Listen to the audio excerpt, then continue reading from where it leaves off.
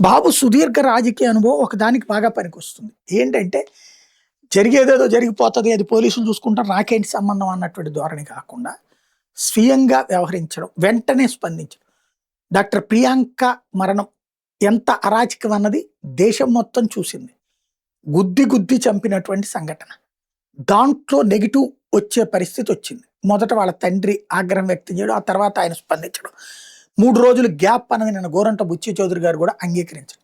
వెంటనే ఇప్పుడు అర్జెంటుగా పోలీసు అధికారులందరితో అత్యవసర సమావేశం, వీడియో కాన్ఫరెన్స్ సమావేశం, కొంతమంది సెక్రటరియట్, కొంతమంది వాళ్ళ స్టేషన్స్. మీరు చాలా కఠినంగా వ్యవహరించాలి. కానీ ఇక్కడే అసలు లాజిక్ మిస్ అవుతున్నారు.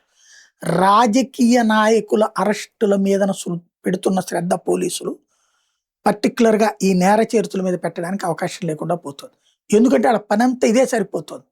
ఏ ధర్నాలో రాస్తారోకో, లేకపోతే ఆ ఎమ్మెల్యే గారిని అరెస్ట్ చేసి, ఆ మాజీ ఎమ్మెల్యేని అరెస్ట్ చేసి, వాడిని లోపలేసి, వీడిని లోపలేసి అని.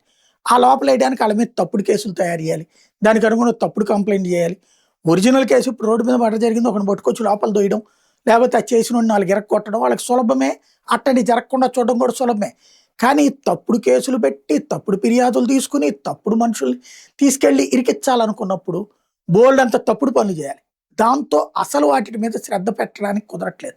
ఇది ప్రభుత్వం చెక్ చేసుకోవాల్సిన అవసరం ఉంది.